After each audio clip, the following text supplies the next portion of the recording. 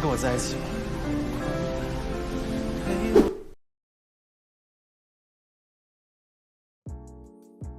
Ada yang senang drama romantis? Aku sebenarnya juga kurang karena biasa ceritanya rada flat dan predictable. Tapi ini dapat rekomen, suruh nonton dan dijadiin alur. Karena yang suruh cewek cantik, jadi gak berani nolak. Katanya film ini sempat booming di TikTok dan lain-lain. Dengan sedikit perasaan penasaran, aku jadiin aja konten. Aku gak usah banyak cerita plotnya seperti apa, kalian simak aja dan nikmati filmnya ya. Langsung aja kita ke filmnya, ini dia Ni Te Huan Ying atau My Love.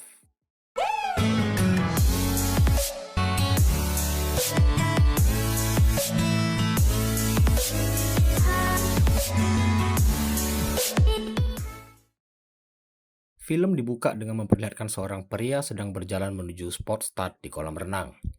Sang pria bersiap dan aba-aba mulai diberikan. Dia pun berenang dengan segenap kemampuan yang ada. Tidak peduli menang atau kalah, yang penting sudah jadi pribadi yang lebih baik lagi, kata si pria.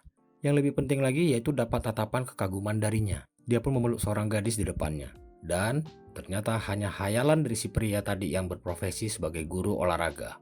Setelah selesai ceramain murid-muridnya, dia balik ke kantor dan ngelihat ada sepucuk surat di atas mejanya. Tertulis penerima Chou Xiaoqi. Dia pun membatin. Seseorang bernama You Yongqi membuatnya merasa aneh. Karena nggak nyangka bakal ngisi seluruh masa mudanya. Apa maksudnya? Dan film pun dimulai. Kembali ke 2006, si Pak Guru bernama Xiaoqi tadi masih berumur 17 tahun. Dia mengatakan kalau dia adalah perenang utama sekaligus andalan di sekolahnya. Setidaknya itulah harapannya. Faktanya dia hanyalah murid yang mau usaha gimana pun, nggak bakalan lulus ke universitas alias murid dongok. Hal yang bikin dia semangat cuma berantem. Xiaoqi lari dikejar sekumpulan anak lain. Setelah membela diri, dia yang siap lari lagi tiba-tiba berhenti. Itu pertemuan pertama dia dan sang gadis. Saking terpesonanya dia, sampai nge-freeze. Dia pun diulek bareng kawanan tadi. Gokilnya, dia tetap dengan muka terpesona sambil liatin tuh cewek lewat. 大概就是爱情的感觉吧。 Gadis tadi ternyata adalah anak baru di sekolah itu bernama You Yongqi. Si Xiaoqi yang kebetulan lagi di sana karena berantem tadi pun terpesona lagi. Waktu si guru dipanggil kepala staf, Xiaoqi langsung nebar pesona dengan sangat kampungan. Gak gitu dek caranya nebar pesona. Nope. Dia manggil nama cewek itu dengan plesetan yang artinya kolam renang atau You Yongqi. Padahal gak gitu cara bacanya. Terjadi cocok logi di sana. Dia bilang namamu kolam renang, sedangkan aku perenang. Pasti jodoh. Norak. Yongqi jadi gadis pujian baru di sekolahnya. Hal itu bikin Xiaoqi gerah sebenarnya. Yongqi sedang berjalan di lapangan olahraga. Tiap dia lewat orang pada senyum-senyum. Ternyata ada kertas gojlokan di punggungnya. Xiaoqi berusaha nyebutin. Hal itu bikin Yongqi kesel. Datang lagi seorang ketua tim renang norak yang bawa piala lomba renangnya bernama Sai. Kita panggil aja Hiu. Dia mau ngasih piala itu ke Yongqi sambil bilang nanti juga tiap tahun ada yang baru. Norak. Xiaoqi kesal dan sedikit silat lidah dengan Hiu. Piala tiba-tiba dibalikin Yongqi ke Hiu dan dia bilang, kalau lain kali dia masih berani deketin dia lagi, dia nggak bakal bisa berenang seumur hidup. Dia pun ngajak si Xiaoqi ke Xiao Suling, yang dipikir si Xiaoqi diajak ke hutan buat enak-enak. Mesum sekali anda. Padahal Xiao Suling yang dimaksud Yongqi adalah nama sebuah tempat makan kushikatsu. Xiaoqi ngaku kalau dari kelas 3 SD dia itu dari sukain cewek-cewek. Bahkan udah pacaran 5 kali. Yongqi gak terlalu peduli. Dia pun nawarin sayap panggang yang udah ditaburi bubuk cabai seabrek ke Xiaoqi. Udah kepedesan, masih ngaku kuat. Adegan yang sungguh gak jelas. Di lorong kelas, Yongqi digoda lagi sama Hiu. Ngelihat itu, Xiaoqi kembali panas dan berantem lagi. Yongqi, pergi gitu aja. Xiaoqi nyusul Yongqi ke tempat makan sebelumnya. Dia bilang, kalau nggak mau diganggu Hiu lagi, bilang aja dia udah sama Xiaoqi. Pura-pura aja gitu. Karena susah nyingkirin murid nakal seperti mereka. Yongqi bilang, kamu gak ada bedanya sama mereka. Dia bilang dia beda karena terpaksa. Dulu baru pindah, kena bully terus, makanya sekarang bela diri. Yongqi cuma bilang, aku paling benci orang yang suka berantem. Xiaoqi nanya ke Yongqi, gimana kalau aku jamin, aku gak bakal berantem lagi? Belum dijawab, geng Hiu pun datang lagi. Hiu gak terima mereka yang lagi makan bareng, langsung ngambil botol kosong. Tapi diadang Yongqi dan bilang sekarang dia udah sama Xiaoqi. Jadi biarin mereka makan dengan tenang. Hiu bilang, sisa masa SMA Xiaoqi akan menderita terus. Dia ditarik gengnya pergi dari sana. Apaan sih? Norak. Yongqi pun bilang, janji, jangan berantem lagi. Di kelas, Xiaoqi bawain bekal sandwich buat Yongqi. Tiba-tiba dia digepruk sekotak susu. Ternyata itu si Hugh dan anak-anak terinya. Xiaoqi masih sempat sok romantis dengan mengatakan, 没事吧？幸亏有我帮你挡着，不然就砸到你了。 Xiaoqi pun nyamperin si Hugh. Dia bilang siapa yang merasa lebih hebat dari aku, angkat tangan. Rupanya Hugh dan kawannya satu lagi angkat tangan. Xiaoqi bilang Hugh nomor 1, si tampang kutu nomor 2, dan dia nomor 3. Ditarik Hugh, dia nanya, apa maksudmu? Xiaoqi balas, apa kamu hewan? Semua harus pakai kekerasan. Si Hugh nantangin lomba renang aja. Xiaoqi bilang kalau dia menang, Hugh nggak boleh ganggu Yongqi lagi. Hugh bilang kalau dia yang menang, si Yongqi harus ditempel kertas di punggungnya bertuliskan aku cinta Hugh. Xiaoqi keberatan, tapi Yongqi mengiyakan. Fix, lomba diadakan Jumat depan. Yongqi cuma pesan, latihan yang benar. Dia langsung intens latihan. Bahkan di kelas sekalipun dia memperagakan gaya berenang. Pagi, siang, malam terus berlatih. Namun belum memuaskan. Yongqi dan Xiaoqi hujan-hujanan ke kedai hutan. Tapi lagi libur karena pemilik lagi off ngerayain 15 tahun ultah pernikahan mereka. Xiaoqi nanya Yongqi, 15 tahun ke depan kita lagi apa ya? Yongqi bilang, kalau mau ada 15 tahun ke depan, diam dan belajar. Xiaoqi nanya Yongqi, kamu belajar serajin itu, emang nanti mau kerja apa? Dia bilang aku suka gambar dan nanti pengen jadi fashion designer. Dia bilang sama kayak renang. Kalau hidup gak ada target, mending dilempar ke tengah laut, karena hampa. Mereka lari waktu dilihat guru mereka lagi berada di luar areal sekolah. Lari-lari sambil gandengan tangan. So sweet. Mereka singgah di rumah Xiaoqi sambil ngeringin bajunya si Yongqi. Ternyata kamar Xiaoqi banyak film. Ketika Xiaoqi suruh dia pilih mau nonton apa, dipilihlah sebuah film dalam sebuah kotak berjudul Alam Semesta yang Misterius. Xiaoqi panik dan bilang jangan film itu. Mereka pun rebutan. Kotak jatuh dan isinya berserakan. Ternyata isinya adalah film-film uhui. Dia ngeles itu dititipin temennya yang gak pernah pacaran di sana dan dia gak butuh. Yongqi nanya, dengan maksud kalian cowok umur berapa mulai nonton? Malah dijawab jam 11 malam. Xiaoqi pun jadi bahan ejekan sepanjang perjalanan ngantar pulang Yongqi. Hari lomba tiba, saatnya menunjukkan hasil latihan selama ini. Xiaoqi yang selama ini malas-malasan latihan, mengeluarkan segenap kemampuannya untuk bisa menang. Dan ternyata, dia hanya di posisi nomor 3. 第3名，表现得不错。才第3啊，没想到吧？ Hugh dan geng pun ngebully dia. Yongqi datang ke sana dan membawa 2 es krim sambil memberi kata-kata pujian. Dia pun merangkul Xiaoqi dan mereka pergi dari sana dengan tulisan di punggung Yongqi bertuliskan aku cinta si Hugh. Adegan berpindah ke pantai di mana Yongqi sedang menggambar sketsa wajah Xiaoqi. Setelah itu mereka ngobrol dan Yongqi bilang seandainya bisa terus seperti ini. Yang dijawab Xiaoqi, bisa. Waktu mau pulang, Xiaoqi nanya boleh nggak bareng terus waktu balik sekolah dan diiyakan Yongqi. Kemudian lewat sebuah mobil. Ngeliat mobil itu, Yongqi langsung meluk Xiaoqi biar nggak kelihatan oleh mobil itu. Nggak tahu itu mobil siapa. Ternyata pelukan mereka di pantai hari itu adalah pelukan terakhir mereka di masa SMA. 我以为这个拥抱决定了我们的关系。 Esoknya Yongqi nggak masuk. Si Xiaoqi mampir ke rumahnya buat ngecek. Ternyata di sana udah rame. Mobil kemarin itu adalah mobil milik papanya Yongqi. Yongqi yang lihat Xiaoqi di sana pun langsung ngusir dia pergi. Tinggallah Xiaoqi seorang diri sekarang. Menjelang tidur, teleponnya bunyi. Ternyata itu Yongqi. Dia cerita selama ini dia kerap pindah-pindah sekolah demi hindarin papanya yang kerap mabuk dan kerap melakukan kekerasan. Yongqi telepon malam itu buat menyampaikan perpisahan dengan Xiaoqi.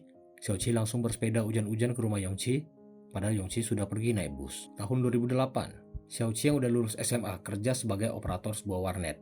Dia dikunjungi teman baiknya semasa SMA dulu. Temannya yang stres karena terus belajar, mampir buat nyari dia ngobrol. Dia baru pindah jurusan kuliah, karena di jurusan lamanya ibarat kuil biksu.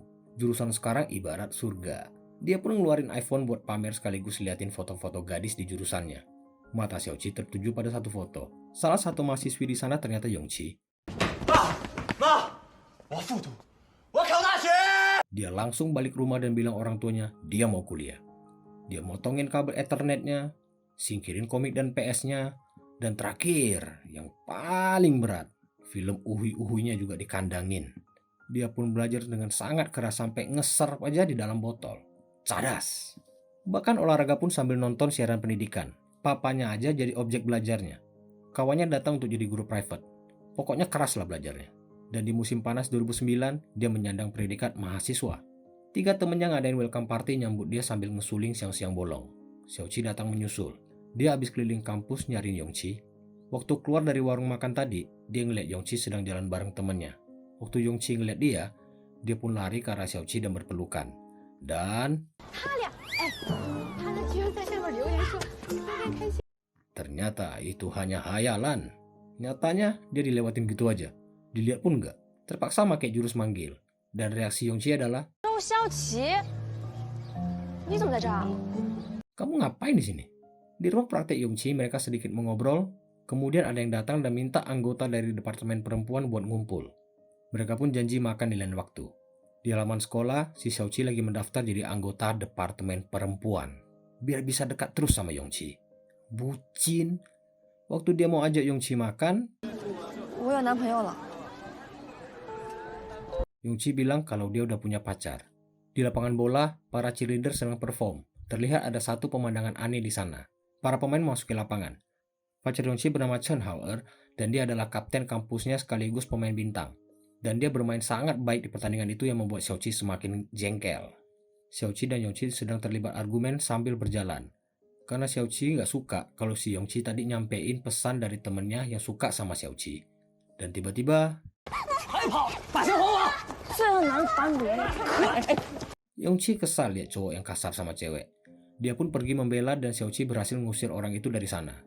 Dalam mes, 4 kawanan ini baru aja beli film Uhui online dan baru sampai.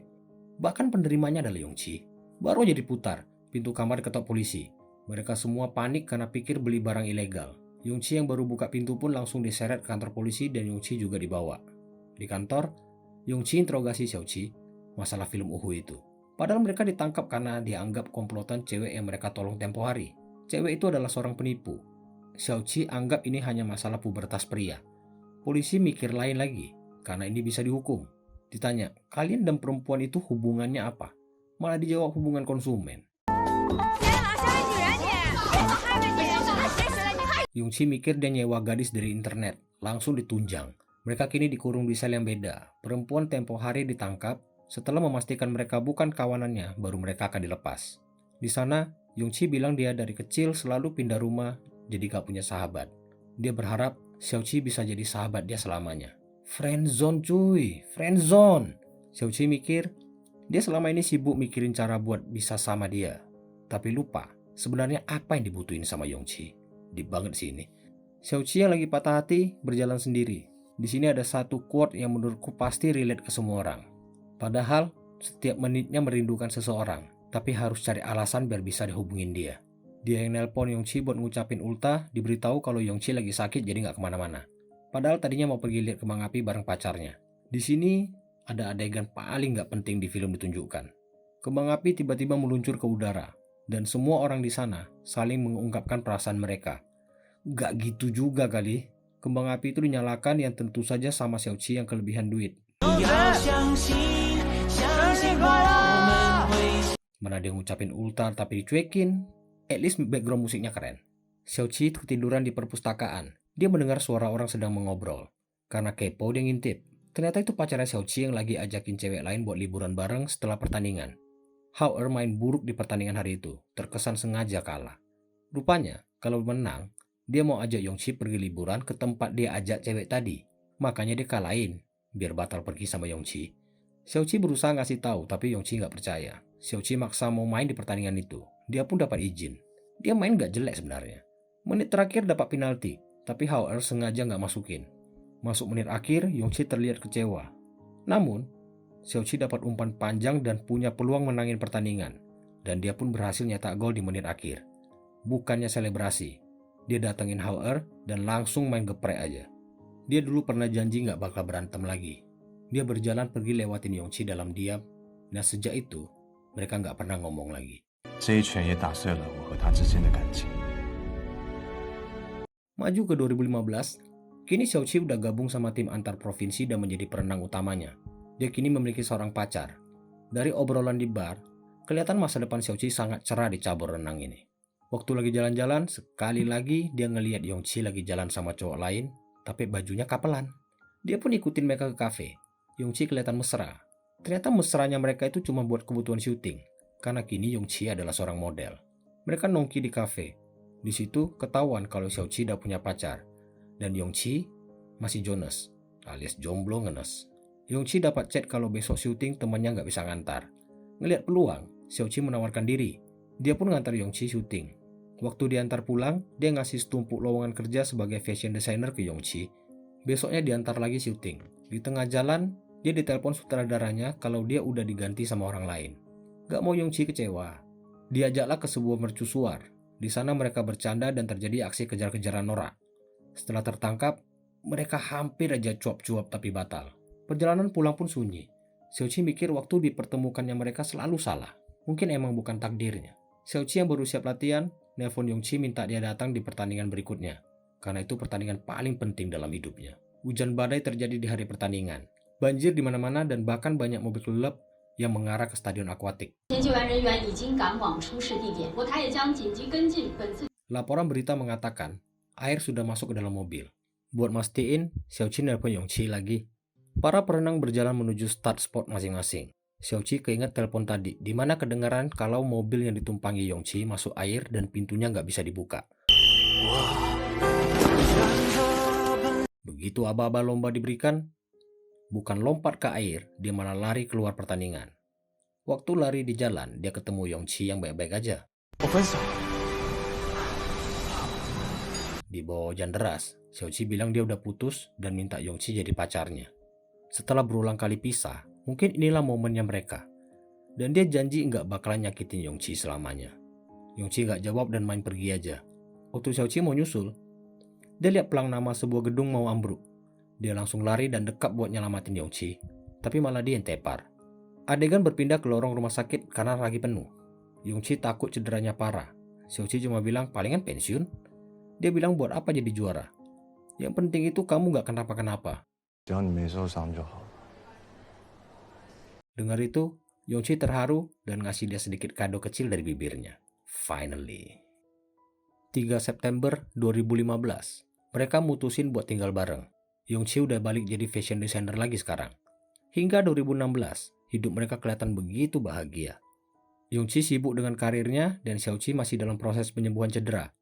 Sehingga dia kerja sambilan di pusat kebugaran sebagai pelatih renang. Sambil nunggu giliran mangkas rambut, Yongchi berdiri di depan sebuah bridal mandangin gaun nikah di sana. Xiaoqi bilang, aku bakal pesan 1 set untuk nikah kita kelak. Yang dibalas, gak peduli apa yang kupakai selama orang di sebelah itu, kamu. Yongchi pun ngeluarin sebuah kotak dan minta Xiaoqi buka. Isinya ternyata sepasang cincin. Yongchi minta dipakaikan. Xiaoqi nanya, kok kamu tahu ukuran jariku? Yongchi bilang, karena aku menggenggam tanganmu setiap hari. Pada usia 26 tahun, Xiaoqi melewati hari paling bahagia dalam hidupnya. 26岁，我度过了人生当中最快乐的一段时光。 Masuk 2017, Xiaoqi terlihat berada di klinik lagi meriksa cederanya. Selesai periksa, dokter bilang, terapi setahun terakhir berjalan dengan baik. Untuk kegiatan sehari-hari tentu itu tak masalah. Untuk kembali menjadi atlet renang, sepertinya sudah tidak mungkin. Hari itu Xiaoqi dipaksa untuk pensiun dari renang. Yongchi tengah tidur, dan Xiaoqi lagi meriksa lamaran kerjanya sambil nonton lomba renang di TV. Dia megangin cederanya. Malam itu dia sadar kalau dia udah gak punya harapan lagi. Esoknya, Yongchi bawa dia ke toko baju dan dipaksa buat cobain satu baju. Begitu dilihat, desain belakang baju itu adalah lukisan Xiaoqi waktu SMA dulu. Itu merupakan desain pertama Yongchi yang diproduksi massal. Di situ juga, Yongchi infoin kalau dia mau dikirim ke Italia oleh perusahaannya selama 2 tahun. Xiaoqi bilang, kamu harus pergi. Namun kelihatan, dia nggak rela. Mereka pun pergi ngumpul-ngumpul bareng teman lamanya dulu merayakan salah satu temannya yang mau nikah. Suasana hati Xiaoqi kurang baik sehingga dia nyaris memulai pertengkaran. Yongchi pun menyeretnya pulang. Di atap rumah, Xiaoqi sedikit ngeluh mengenai pekerjaannya yang nggak pasti sekarang. Yongchi minta maaf. Kalau bukan karena dia, Xiaoqi nggak bakal pensiun karena cedera. Yongchi malah ngajak dia nikah, tapi Xiaoqi keberatan karena sadar dia yang sekarang gak mampu ngasih pernikahan yang layak buat Yongchi. Aku tahu perasaan dia. Mereka berada di rumah duka karena papa Yongchi meninggal. Mamanya gak datang karena belum bisa maafin papanya. Pindah di luar, 2 temannya pamit duluan dan sisa Changfan, teman dekatnya dari SMA. Dia minta Xiaoqi cerita masalah dia. Ternyata semua seputar karir. Keluar dari mulutnya, seandainya dia gak pernah ketemu Yongchi, apakah jalan hidup dia bakal beda hari ini? Temannya jawab, ya, gak lulus kuliah dan tetap jaga warnet. Xiaoqi takut suatu hari nanti dia bakal punya pikiran nyesal pernah ketemu Yongchi. Apalagi ketika menghadapi rintangan, dia bakal nyesal dengan pilihannya dan penyesalan bertemu Yongchi. Dan 是吗？ Yongchi bilang, ternyata karena hal ini, kamu selama ini tertutup sama aku. dan menyesal di saat lagi ngadepin masalah. Dan dia menyamakan papanya dan Xiaoqi atas kegagalan hidupnya. Sambil nangis, Yongqi bilang, sejak kecil dia nggak punya rasa aman. Dan sejak ketemu Xiaoqi, dia ingat kalau dia nggak bakal disakiti Xiaoqi selamanya. Itu yang menjadi alasan dia bertahan ketika masa sulit mereka. Karena dia yakin dia orang yang tepat. Namun, kata menyesal yang terucap mengubah segalanya. Di atap rumah, Xiaoqi datang membujuk Yongqi. Dia minta maaf udah ngomong gitu tempo hari. Dan berniat ambil sertifikasi pengajar supaya bisa jadi guru sekolah. Yongqi bilang dia udah bikin keputusan pergi ke Milan. Xiaoqi setuju dan anggap itu sebagai hukuman untuknya dan berjanji bakal setia nungguin dia balik. Ketika Xiaoqi sedang menggenggam tangan Yongqi, Yongqi takut. Ketika teringat kata nyesal itu, dia nggak tahu harus gimana hadapin Xiaoqi. Dan dia sadar kalau mereka berdua sebenarnya nggak sekuat yang mereka kira. Harapan mereka untuk berdua selamanya malam itu harus kandas. Surat perpisahan Yongqi dibaca. Isinya mengenai curahan hati. Luka yang ada di fisik Xiaoqi juga ada di dalam hati Yongqi selamanya. Dan Yongqi nggak punya cara buat nebus kesalahan dia itu. Yang harusnya menyesal itu seharusnya Yongqi. Dia nyesal nggak bisa nemenin masa SMA-nya. Nggak bisa lihat baiknya dia waktu kuliah. Membuang banyak momen yang harusnya jadi milik mereka. Dan luka itulah membuatnya teringat penyesalannya. Daripada kedepannya saling menyalahkan atas dasar penyesalan ini, lebih baik pisah, dan ini pilihan terbaik. Dan satu hal yang gak pernah disesali adalah pernah bersamanya. Xiaoqi membatin, lebih sakit mana? Antara gak pernah memiliki atau kehilangan setelah memiliki. Di usianya ke-28, Chou Xiaoqi resmi kembali ke titik awalnya. 2021, Xiaoqi kini sudah jadi guru olahraga. Lucu, dia yang dulu begajulan di sekolah sekarang malah jadi guru. Kembali ke adegan surat di awal film. Isi surat itu ternyata adalah undangan pernikahan Yongqi. Xiaoqi ngotot gak mau pergi. Jadi dia dibawa teman-temannya mancing ke rumah apung di tengah laut. Mereka terisolasi karena semua kapal udah diamankan. Pagi buta, Xiaoqi lihat ke dalam kotak cincinnya dulu. Ternyata ada surat. Setelah dibuka, ada aku yang tulus mencintaimu. Jangan sia-siakan aku. Setelah baca itu, dia bangunin temannya dan bilang mau ke pernikahannya. Karena gak ada kapal, mereka berenang. Kemudian berlari dan menumpang mobil berisi saudara Cupakai. Mereka sudah di gedung pernikahan. Ketiga temannya sudah membuat rencana agar Xiaoqi bisa bawa kabur Yongqi. Mereka pun bertemu dan Xiaoqi tidak ada niat bawa kabur Yongqi. Hanya ingin mengucapkan perpisahan. 我不想再有任何遗憾。 Karena Xiaoqi tidak ingin ada penyesalan lagi. Sudah 15 tahun sejak mereka kenal. 是我这辈子最骄傲的事情。 Xiaoqi ungkapin perasaannya selama ini. Yongqi, mengenalmu adalah kebanggaanku seumur hidup. Kamu yang buat aku dewasa. Dari semua perkelahianku di masa muda, hanya satu perkelahian yang paling berkesan. Hari di mana aku melihatmu untuk pertama kalinya. Dan sejak itu, aku terus mikir, gimana bisa terus bareng kamu.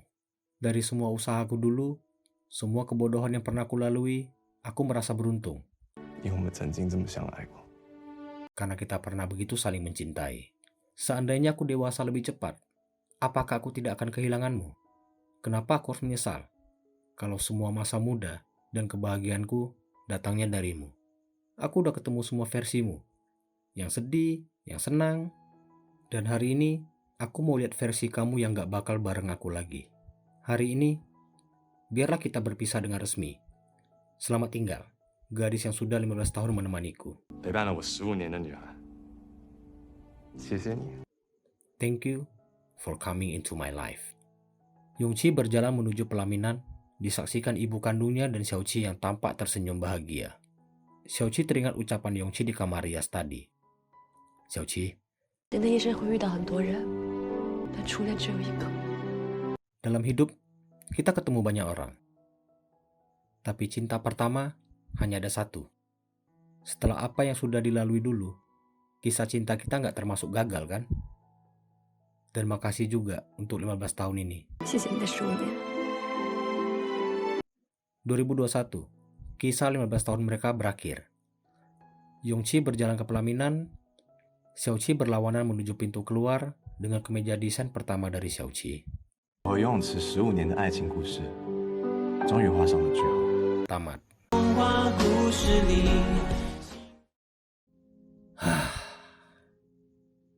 Gila ya endingnya ya. Bukan good ending tapi juga sebenarnya bukan bad ending ini. aku bakal ngambil point of view-nya ini dari sudut cowok ya. Karena ya kita pasti pernah mengalami ini sebenarnya. Tahu nggak beda tulusnya cewek dengan cowok? Cowok kalau udah tulus sayang sama satu orang, biarpun dia ada pacar, pasti ditinggalin ceweknya itu. Cewek belum tentu bisa. Dan masalah janji yang terucap, cowok dan cewek itu beda. Xiaoqi janji nggak bakal nyakitin Yongqi selamanya. Tapi sudut pandang ketika dia bilang menyesal itu berkaitan dengan karirnya, berkaitan dengan dampak kita sebagai laki-laki.